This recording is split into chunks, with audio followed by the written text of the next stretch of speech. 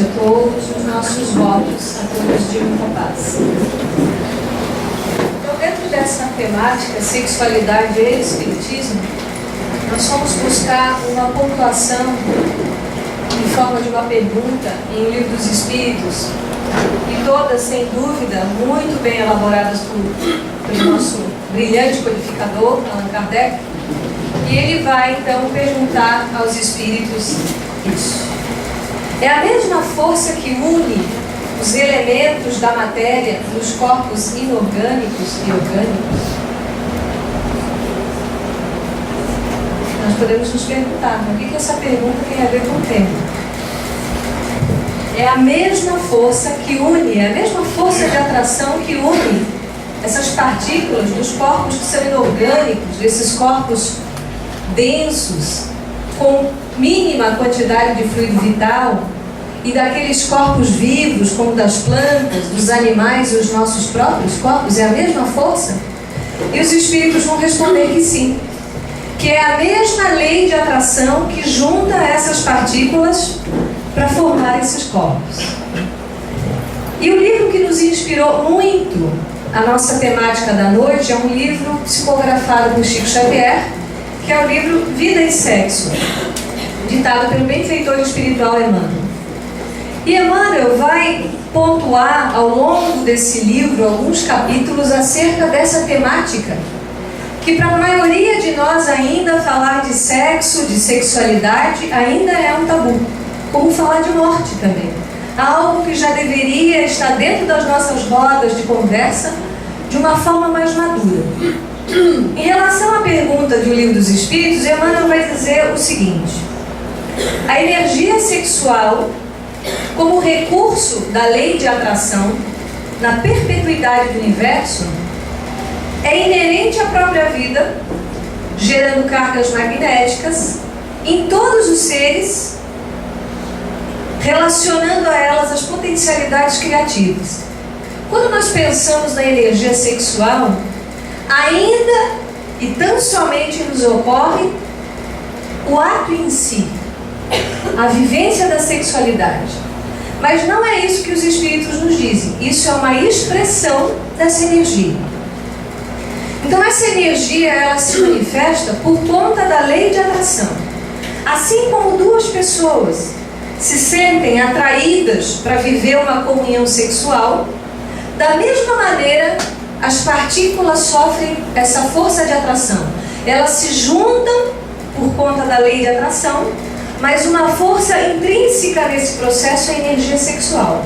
E Emmanuel diz, essa energia sexual é uma pulsão da nossa criatividade. Então, a sexualidade e a energia sexual é uma energia criadora. Então, tudo o que criamos, toda a criação relacionada a qualquer âmbito da nossa existência, é uma manifestação dessa energia sexual. Então, quando Deus cria, Ele usa que energia? Que energia Deus usa quando Ele cria? Energia sexual. Porque essa é a energia do processo criativo. E Emmanuel vai pontuar outra questão importante. A energia sexual envolve um impositivo, e aqui ele vai trazer dois elementos norteadores já da nossa conduta. Então a energia sexual envolve o impositivo do discernimento e da responsabilidade. Porque se é uma energia criativa, por que entra o discernimento? Porque eu tenho que saber o que eu vou fazer com aquilo. E a responsabilidade, porque se é uma energia criativa, ela vai gerar algo.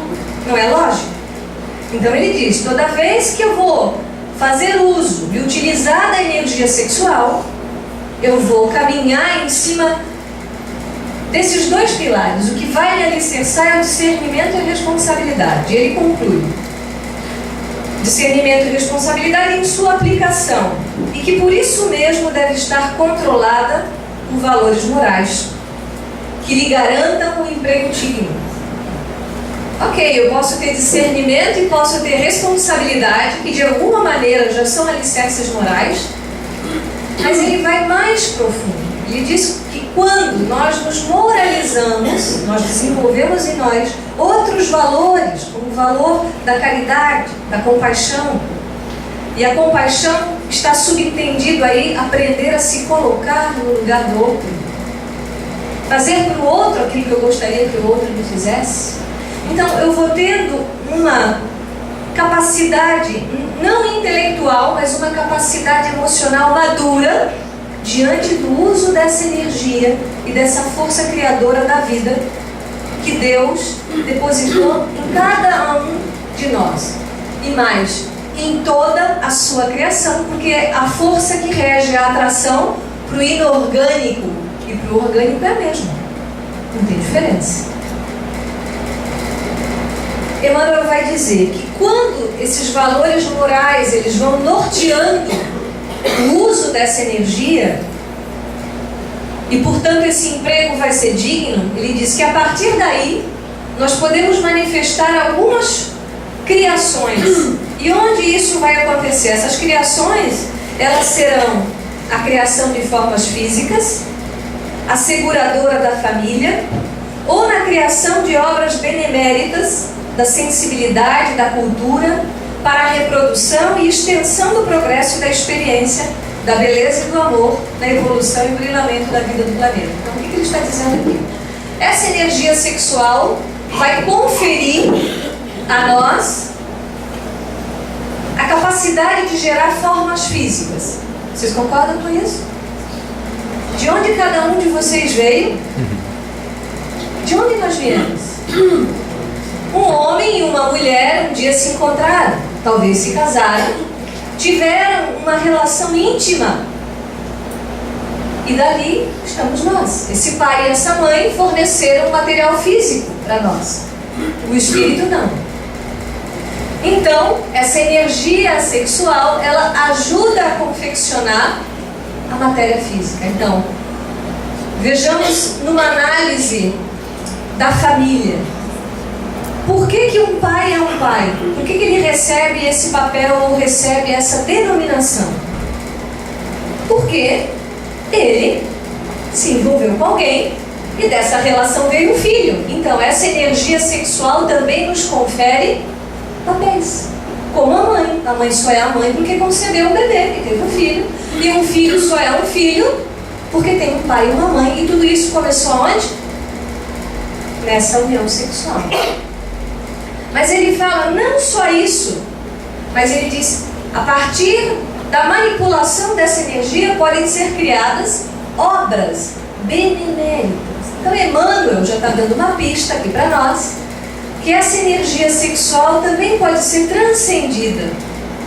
E se nós analisamos, por exemplo, a figura de uma pessoa versada nas artes, seja um pintor, um escultor, um escritor, ele tem uma pulsão sexual muito grande, porque a energia criadora é a energia sexual.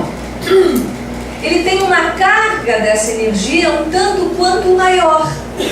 Ou, em muitos casos, esse sujeito, esta pessoa, canaliza essa energia para a sua criação ou para as suas criações. Criar é uma manipulação dessa energia. E Emmanuel diz que por conta disso, dessas criações, a gente vai enaltecer, deveríamos pelo menos enaltecer o belo. Mas quando nós olhamos para o próprio corpo, e hoje eu ainda falava numa aula, e nós ainda olhamos para o corpo de uma forma torpe, talvez ainda povoem os nossos pensamentos uma relação com o corpo, pontuando do próprio corpo que existem partes feias ou pecaminosas.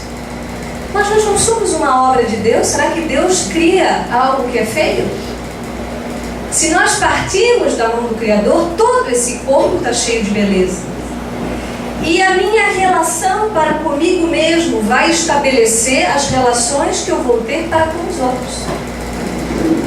Também, no campo dessa intimidade, aqueles que eu atraio para comungar comigo essas vivências. Então, Emmanuel nos diz que o que vai permear esse campo de atração são os nossos valores. E como eu estou vivenciando essa manifestação dessa energia na minha vida? Ele vai dizer que o sexo se define desse modo por atributo não apenas respeitável, mas profundamente santo da natureza. E nós citamos Paulo em uma das suas cartas, onde ele diz: todo aquele que vê algo impuro é porque a sua mente antes é impura.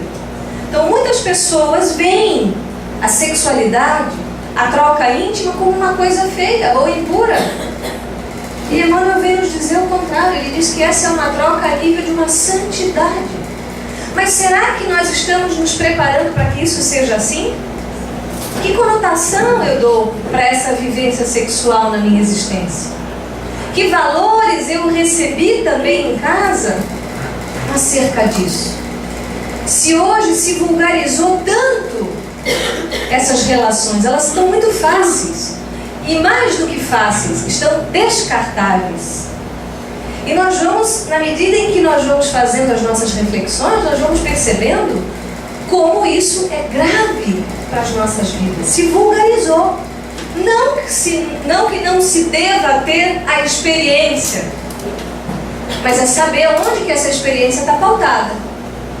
Porque se eu faço uma prece, por exemplo, antes de uma refeição, se eu faço uma prece antes de abrir o trabalho da casa, eu lembro de preparar um ambiente íntimo. Eu faço uma prece, por exemplo, antes de me envolver intimamente com alguém. Eu vou tentando trocar o melhor com aquela pessoa. Ou como vulgarmente a gente escuta as pessoas trocando nessa relação íntima o seu estresse, o seu cansaço. Eu vou trocar com o outro o estresse? Porque a nível energético não há uma troca direta tão profunda quanto a relação sexual entre um par, independente de como seja esse par. E Emmanuel diz que por ser algo já carregado dessa santidade, exige educação e controle. Porque não adianta nós falarmos, principalmente aqueles que estão sob a nossa tutela na condição de filhos, que não pode fazer, que é errado, que é feio, que contrai doença. Isso é a visão materialista. Mas educar um tutelado nosso, ou mesmo a nós próprios, é estudar com mais profundidade essa questão. Isso não pode ser mais um tabu. Isso tem que ser uma conversa clara e franca, tranquila, porque não tem nada de errado falar sobre esse assunto, desde que, primeiramente, nós nos moralizemos. Não é nos tornarmos santos, mas é realmente termos profundidade naquilo que nós falamos. Através dele dimanam forças criativas, as quais devemos na Terra o Instituto da Reencarnação. Ou seja, nós estamos aqui hoje reencarnados por conta dessa ação íntima, dessa vivência. O templo do lar, ou seja, a gente pode tudo bem, só ter uma casa. Mas Emmanuel diz que quando essas forças são norteadas por esses valores, nós teremos um lar. Porque num lar se vivenciam valores.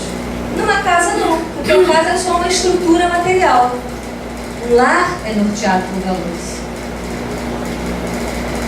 O Instituto da Reencarnação, o Templo do Lar, as bênçãos da família. Isso só acontece porque houve um ato íntimo. As alegrias revitalizadoras do afeto e o tesouro inapreciável dos estímulos espirituais. Porque mesmo aqui entre nós já há uma troca. Porque nós trocamos essas energias o tempo todo. Mas, muitas vezes, trocamos essas energias de uma forma muito torpe, muito equivocada. Quem nós somos? Eu sempre faço essa pergunta. Quem nós somos? Alguém falou baixinho aqui. Espíritos. Espíritos peregrinos de muitas vidas. E lógico que nós carregamos algumas experiências nesse campo da nossa sexualidade muito grotescas, muito primitivas. Mas nós não podemos mais nos comportar dessa maneira. Porque nós não podemos mais dizer que nós não sabemos. Nós temos muito conteúdo hoje disponível para que a gente reveja a nossa forma. Porque quando nós nos relacionamos intimamente com alguém, nós estamos nos relacionando com o espírito. Mas tem pessoas que se relacionam com o corpo. E fica por aí mesmo. Mas quando nós olhamos nessa perspectiva, que você está se envolvendo com o espírito, o pacote é completo. Esse pacote vem inteiro com laço e tudo. Então não é só uma troca de energias físicas, como Emmanuel coloca aqui, é uma troca tão profunda e que, se eu cuido da minha conduta, essas trocas são extremamente salutares, são benéficas, geram saúde, geram equilíbrio. E o contrário também é verdadeiro, porque quando uma pessoa caminha um caminho de infidelidade, ela vai angariando energia de vários parceiros. E isso pode comprometer muito a sua saúde. Não só do ponto de vista físico, porque às vezes a gente só olha a doença que se contrai, mas não se lembra a marca espiritual que isso vai causar em nós e no outro. Então é algo que vai fazendo com que a gente amplie um pouco a nossa responsabilidade, primeiro diante de nós mesmos. Porque é uma profunda marca que eu deixo no outro. Haja vista que, quando a gente abre os jornais e muitas vezes acompanha os noticiários, a gente vê crimes passionais horrorosos por conta dessas relações extremamente desestabilizadoras.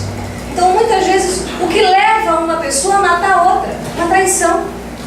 Quantas vezes um espírito vem à mesa mediúnica trazer uma comunicação que não perdoou uma traição ainda, que guarda aquela mágoa, que quer vingança? E nós tratamos esse assunto de forma tão pueril ainda, por quê? Se nós sabemos que são laços fortíssimos que são atrelados nesse momento e que podem perdurar por inúmeras existências. Diz o benfeitor espiritual acerca da energia sexual e fazendo um retrocesso, os seres primitivos, diz ele, situados nos primeiros degraus da emoção e do raciocínio, e ainda em todas as criaturas que se demoram voluntariamente no nível dos brutos, a descarga de semelhante energia se opera inconsideradamente. Então o que ele está falando? Que se eu ainda permito ter aquela atitude primitiva, isso tem uma ação no meu corpo devastadora. E depois nós reclamamos que passamos mal, que temos doença, que sofremos processo obsessivo. Dizem os benfeitores espirituais que nada é mais grave do que uma compulsão sexual, do que a viciação no sexo. Nenhum uso de qualquer outro entorpecente é tão grave, porque esses envolvimentos são tão sérios e demandam tanto tempo para serem superados, que nós deveríamos estudar um pouco mais essas obras para trazer essa clareza para nós. Daí ele vai falar, então, ok, nós estabelecemos aí um contato com alguém e partimos então para uma relação íntima. Lembrando que esse é um aspecto. E Emmanuel vai falar então sobre o compromisso afetivo. E ele cita um pedacinho do Evangelho, segundo o Espiritismo. O dever principia sempre, para cada um de vós, do ponto em que ameaçais a felicidade ou a tranquilidade do vosso próximo. Acaba no limite que não desejais ninguém transponha com relação a vós. Ou seja, o que ele está dizendo aqui? Faça ao outro aquilo que você gostaria que o outro fizesse. Então, se a partir do momento que eu gero mais intimidade com alguém na minha vida, eu estabeleço um compromisso de afeto, um compromisso afetivo, e eu vou fazer para o outro aquilo que eu gostaria que o outro me fizesse. Alguém aqui gosta de ser traído? Ninguém levantou a mão. Será por quê? Mas às vezes as pessoas traem. E por que traem se você não gosta de ser traído? Ou por que é desrespeitoso se você gosta que o outro trate você com respeito? É a matemática da vida, como nós sempre falamos. Então, Emmanuel disse que o compromisso subentende realmente fazer para o outro primeiro aquilo que você gostaria que o outro te fizesse. Por quê? Não importa, na verdade, o que o outro faz. Se o outro está traindo, na verdade ele está traindo, ele está sendo infiel a ele mesmo. E André Luiz traz, em algumas das suas obras, citações onde essa vivência vai acontecer num contexto familiar, onde a personagem feminina é traída, e naturalmente aqui é só uma citação do livro, não querendo puxar a brasa para a nossa sardinha, e os benfeitores dizem que a conduta da mulher é que mantém a estrutura daquele lar. E mesmo ele, quando dorme, em desdobramento, ele vai para zonas espirituais onde ele vai desfrutar daquelas orgias. Porque muitas vezes a gente pode até dizer que é moralizado, mas na verdade está se negando. E também esse não é o processo, não é a negativa das nossas pulsões sexuais, mas é o controle e a educação disso. Então, quando muitas vezes a pessoa nega isso, o que acontece? Ela, ao se desdobrar, ela encontra pessoas. E os livros estão cheios dessas narrativas. Porque a ação sexual, ela não está na área genésica, como a gente pensa. Essa pulsão sexual está na nossa mente, porque basta um pensamento erótico para que haja excitação. Aonde que está isso? Onde que está esse nascedouro dessa energia? Nas nossas mentes. Emmanuel diz que o espírito é vida e sexo. Não é interessante? É uma afirmativa dele nesse livro. O espírito é vida e sexo. Então ele está dizendo que a essência do nosso espírito tem relação direta com a energia sexual, porque é energia criativa. Nós muitas vezes lemos e relemos nas obras que quando Deus nos criou, Ele nos criou para que a gente seja um continuador da sua obra. Mas nós estamos nos preparando adequadamente para sermos esses co-criadores nessa obra divina? Porque nós o somos quando nós procriamos, ou não? É o momento onde a gente mais se assemelha ao Criador. Quando a gente tem uma prole, quando a gente tem tutelados. Quando a gente cria obras beneméritas, quando a gente vê, por exemplo, o Chico Xavier. E é muito interessante quando ele fala da sua vivência sexual, quando ele, de forma brincalhona, ele diz: para as energias sexuais queridas, vamos subir. Porque você sente a pulsão, você sente o desejo. Ou alguém aqui é de pedra? Não, a gente sente. Mas eu posso dar vazão a isso de uma forma desenfreada, como eu posso sentir, acolher essa energia e, como diria Chico, queridas, vamos subir. Trazer essa energia para a altura do coração. Ou transformar isso num ato bom em relação a qualquer pessoa. Ou canalizar essa energia para a nossa própria cura física, porque é uma energia extremamente poderosa. Tudo isso e muito mais nós podemos utilizar. No compromisso afetivo, toda vez que determinada pessoa convide outra à comunhão sexual, ou aceite de alguém um apelo nesse sentido, em bases de afinidade e confiança, isso é o que a gente deveria fazer, tá? Em bases de afinidade e confiança, estabelece cesse entre ambas um circuito de forças pelo qual a dupla se alimenta psiquicamente de energias espirituais em regime de reciprocidade. Ele complementa: ninguém fere ninguém sem ferir a si mesmo. Então, o ideal é quando ele fala que cesse, que seja só entre os dois. E se alguma coisa não estiver bem, que se rompa antes. Mas não que se traga um terceiro, um quarto, um quinto, para comungar daquela troca dessa dupla. Isso não é certo. Isso não é bom para a gente. Porque se eu causo essa marca em mim mesmo, daqui a pouco eu tenho que retornar para quitar esse desequilíbrio do mesmo jeito. E Emmanuel fala, então, a partir desse compromisso pode se estabelecer algo mais sério, que é o casamento. E a pergunta é do Livro dos Espíritos. Será contrária à lei da natureza o casamento, isto é, a união permanente de dois seres? Vejam, Kardec é muito arrojado, né? Ele fala, prestando atenção no final da pergunta, a união permanente de dois seres. Ele não está falando se são dois seres, homem com homem, mulher com mulher, homem e mulher. Porque muitas vezes nós somos também preconceituosos em relação à homossexualidade. Emmanuel vai abordar esse tema também nesse livro, e ele diz para nós que nós estamos longe de entender o que é normalidade. Porque a moralidade não tem a ver com a escolha do parceiro, tem a ver com a minha conduta. Porque casais homossexuais podem ter uma conduta extremamente reta, enquanto que casais héteros podem ter uma conduta extremamente promíscua. Então isso não tem a ver com a homossexualidade. Coisa que nós julgamos. Muitas vezes a gente se coloca num degrau tão acima, esquecendo que isso pode acontecer na nossa família, com os filhos, com os netos. E será que nós estamos preparando, ou nos preparando, ou temos uma visão mais alargada dessa questão? Será que isso é anormal?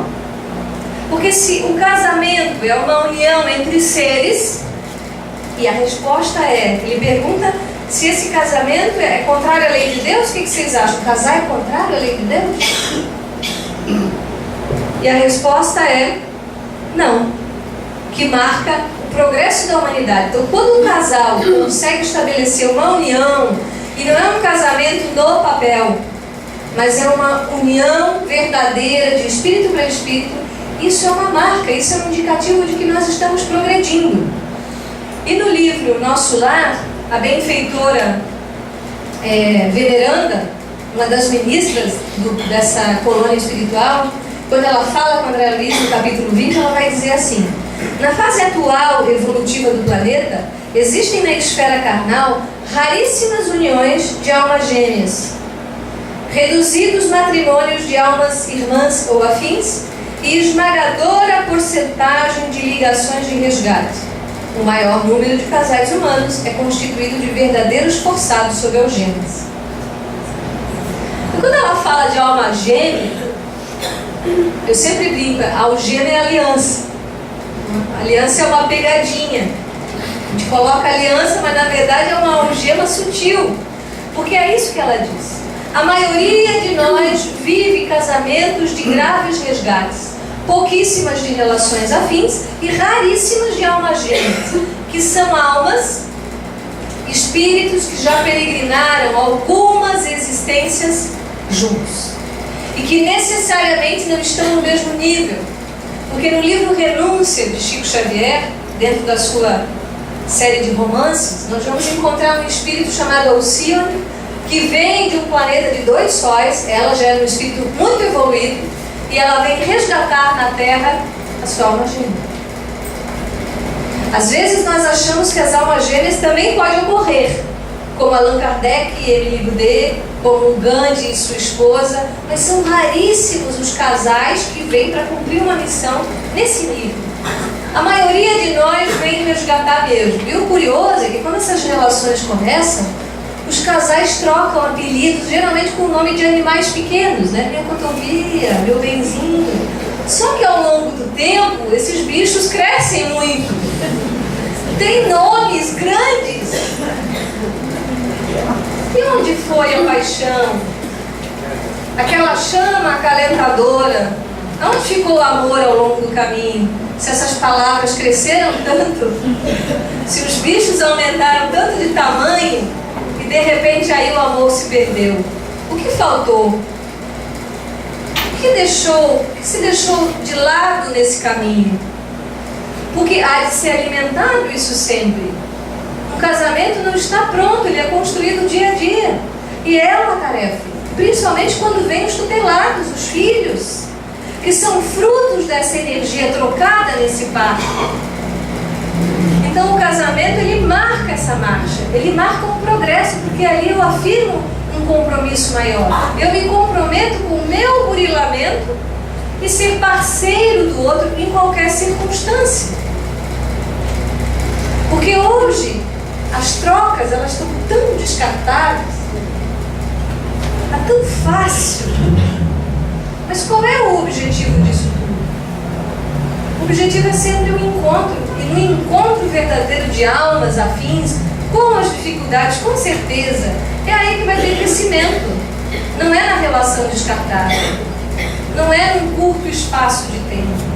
E às vezes a gente diz, vou deixar para a próxima, mas é um risco tão grave a gente falar isso, porque às vezes na próxima eu não vou ter as mesmas condições que eu estou tendo nessa. Então, Emmanuel fala também sobre o amor livre. E ele faz uma pergunta, lembra uma pergunta do Livro dos Espíritos. Qual das duas, a poligamia ou a monogamia, é mais conforme a lei da natureza?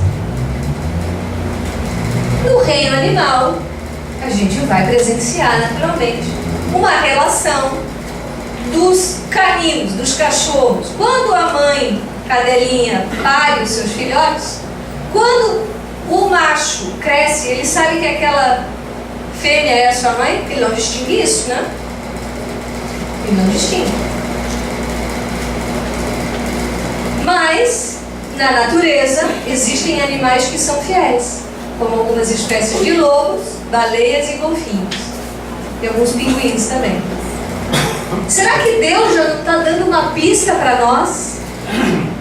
Já ali no reino animal, dizendo que o ideal seria manter essa parceria pela vida toda? Então ele pergunta, o que é mais favorável à lei de Deus? É eu ter uma relação com um par ou eu ter várias?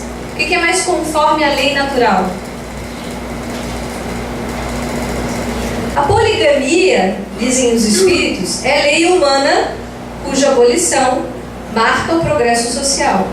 O casamento, segundo as vistas de Deus, tem que se fundar na afeição dos seres que se unem. Na poligamia não há afeição real, há apenas sensualidade.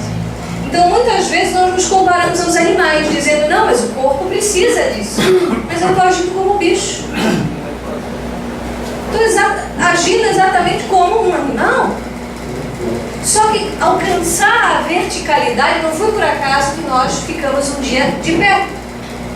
Nós não andamos mais sobre 4 patas. Essa verticalidade é o indicativo de que o nosso olhar tem que ser mais amplo, mais alto, para cima. Porque quando eu olho apenas para a sexualidade, eu olho para um nível muito raso. Porque às vezes a gente diz, eu tenho que saciar os meus instintos, dos animais. Porque isso nós podemos controlar. Isso nós podemos domesticar. Isso nós podemos educar.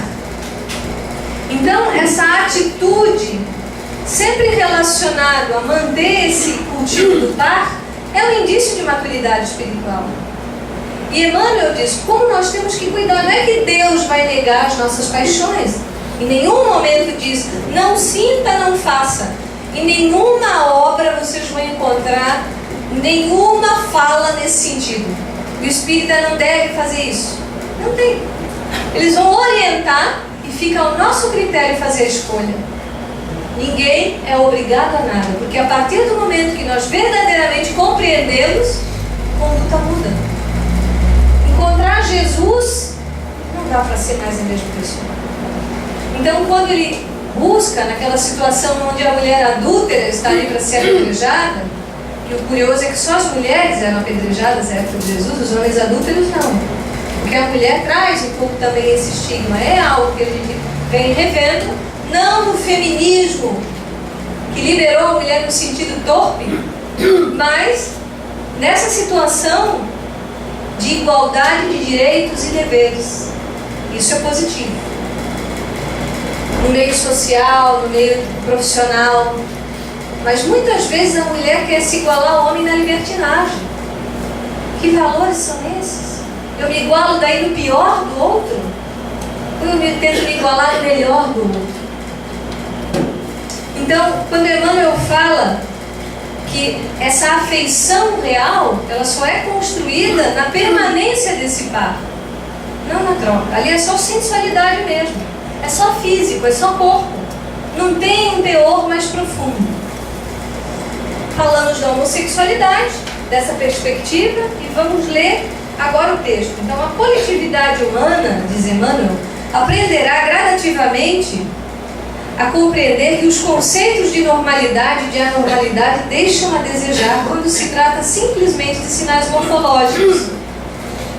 Porque às vezes nós olhamos um casal de pares masculinos e nós esquecemos que por trás daqueles corpos masculinos estão espíritos imortais e que às vezes um daqueles pares permeou corpos femininos por muito tempo e nasce num corpo masculino, mas com um psiquismo feminino. E lógico que todos os seus característicos, porque o que manda é a mente, não é o corpo. Quem manda é o espírito, não é o corpo, porque essa história de dizer que a carne é fraca não é verdade, quem é fraco é o espírito ainda. Então quem dita essas características é o espírito. Então quando nós olhamos esse casal aparentemente igual, a gente olha a morfologia, olha a parte de fora, olha a embalagem, mas nós não sabemos do conteúdo que está ali dentro. No livro Consolador, Emmanuel vai perguntar, ou melhor, é perguntado a Emmanuel a seguinte questão: como devemos efetuar nossa educação? Porque a gente está permeando várias questões, mas então como que eu educo essa sexualidade? O que eu tenho que fazer?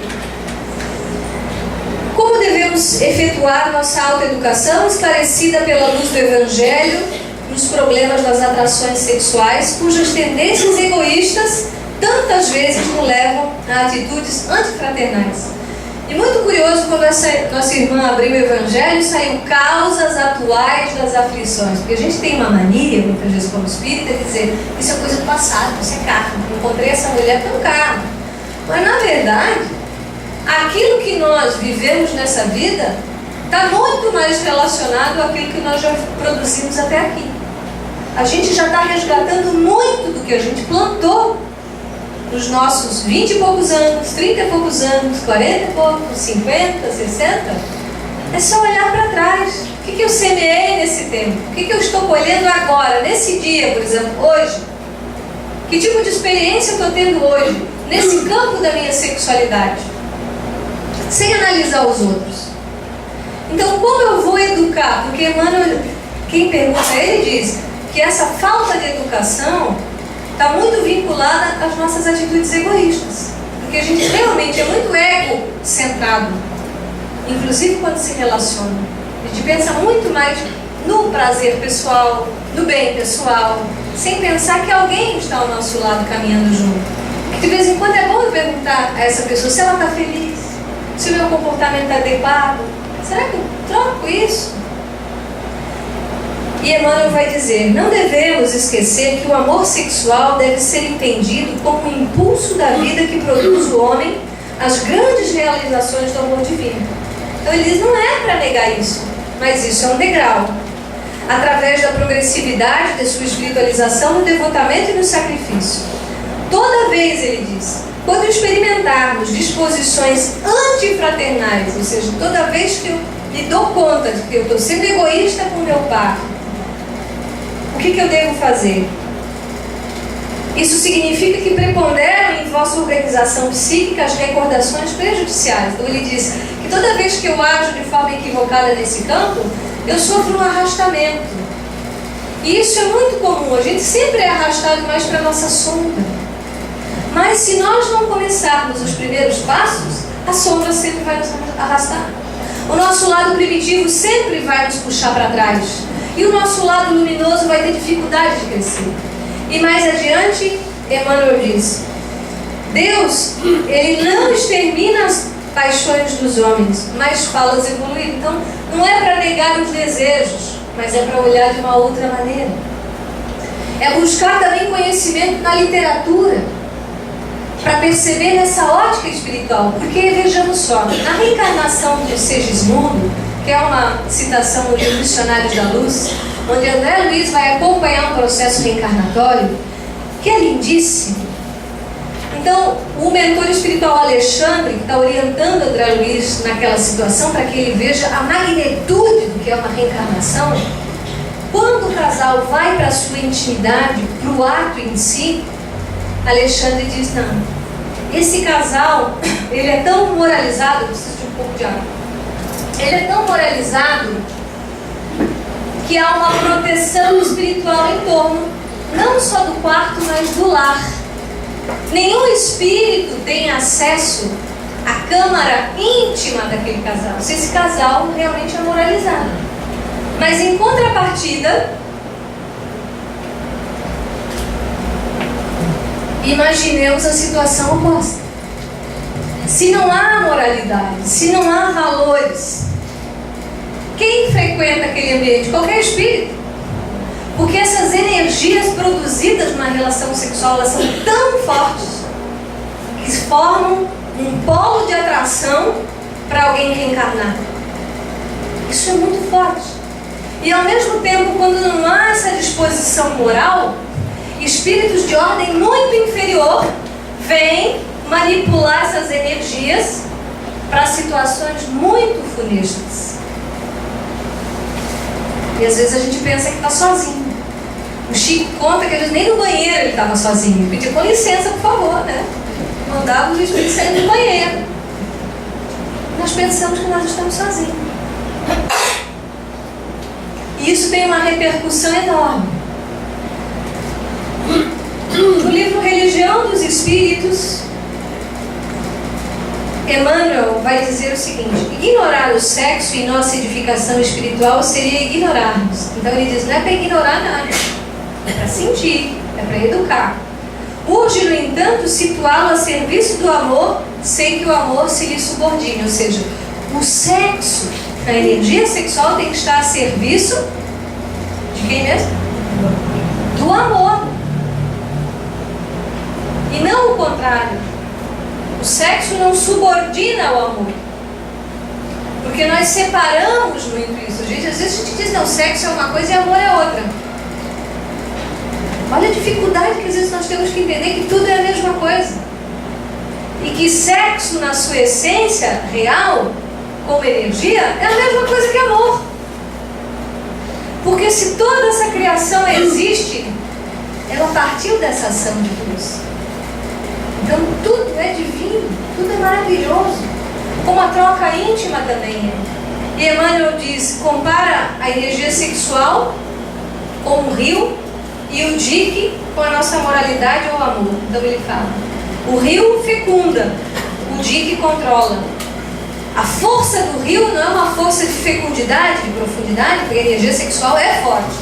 Mas a moralidade e os valores que nós vamos adquirindo vai controlando, vai amenizando essa força. O rio se espalha, não é assim?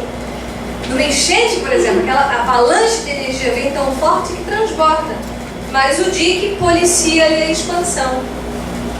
Então a moralidade, os valores vão fazendo com que a gente perceba, opa, agora eu não posso expandir muito essa energia, eu tenho que trazê-la de volta para mim. No rio encontramos a natureza e no dique surpreendemos a disciplina, porque a força sexual é pulsante, é natural, mas o dique vai fazer o que? A gente se surpreende através da disciplina das nossas emoções e ainda dos nossos instintos. Sempre que a atração genésica é mais poderosa que o amor, surgem as crises de longo curso, retardando o progresso e o aperfeiçoamento da alma. Então, toda vez que a gente deixa preponderar essas forças mais telúricas, mais materiais, ainda a gente cede a esses apelos. Então, Emmanuel fala, e isso vai nos, de certa maneira, retardando o nosso progresso. E para não nos delongarmos muito, diz Emmanuel, no começo dessa obra de sexo, ele fala, em considerações desnecessárias, concluiremos que, em torno do sexo, será justo sintetizarmos todas as discreções, que são elucubrações, nas normas seguintes. Então, o que ele diz? Fora isso aqui, o resto é papo. E papo vazio. Então ele diz, fora isso tudo é não proibição, mas educação. Porque não adianta eu dizer que não pode. Mesma coisa eu dizer para o filho, não pode usar droga. Mas eu tenho que educar, eu tenho que falar a respeito, eu tenho que me munir de conhecimento. Então, não é proibir, não é negar, mas educar. Está tudo certo com a nossa vivência, desde que ela seja educada e comprometida. Desde que eu não fira ninguém. Como diz Exupéry, nós somos responsáveis, eternamente responsáveis por quem nós cativamos. Será que nós nos colocamos nessa condição? Será que eu, me envolvendo com alguém, seja em que nível for, eu realmente posso me comprometer? Porque essa é a pergunta que eu tenho que fazer para mim. Porque se eu não posso me comprometer, não comece. Não inicie uma coisa que você tem dúvida. Emmanuel diz, não abstinência imposta, mas emprego digno com o devido respeito aos outros e a si mesmo. Porque o que a gente vê? Muitas pessoas negando e vivenciando o celibato sem ter condição moral para isso. Como a gente citou Chico Xavier, Maria Teresa, Gandhi, que depois sublimou a sua intimidade com a sua esposa para edificar a sua obra. A gente fala de pessoas realmente que vêm com uma missão. Não que eles não vivenciaram isso em outras vidas, porque não se pula etapas, não se nega nada, se vivencia, se amadurece para chegar num patamar de transcendência. Ou seja, essa energia sexual, como de Chico, foi canalizada para quê? 459 obras mediúnicas, 10.000 cartas psicografadas, toda a obra assistencial que esse homem manteve. De onde vem essa energia? Energia sexual. O Divaldo Pereira Franco tem uma mansão do Caminho Salvador que atende por dia 3.000 pessoas. De onde vem isso? Energia sexual canalizada. Mas o que a gente não pode fazer é negar isso sem consciência, sem maturidade. Porque o que a gente vê nos jornais é o quê? Violência sexual contra a criança, abuso sexual, violências horríveis. Geralmente são pessoas muito embutidas, não é? Generalizando a situação. E logicamente pessoas muito adoentadas. Muito. Não indisciplina, mas controle. Não é para ser indisciplinado, é controlar. Não impulso livre, mas ser responsável. Fora disso é teorizar. Então, fora tudo isso, é falar de uma teoria. Então, o que nós precisamos é conhecer a nossa intimidade, descobrir mais a respeito dessa energia, educá-la para que a gente edifique grandes obras na nossa vida, estando ou não com alguém, mas se escolhermos trilhar o caminho com um parceiro ou uma parceira, que pelo menos nós sejamos pessoas dignas diante desse compromisso. Essas são as nossas reflexões para essa noite. Graves, né? Mas ao mesmo tempo alentadoras, porque quando nós conseguimos nos educar nesse caminho, nós podemos crescer infinitamente, de mãos dadas com o Criador na sua obra, como co-criadores. Muito obrigada pela atenção.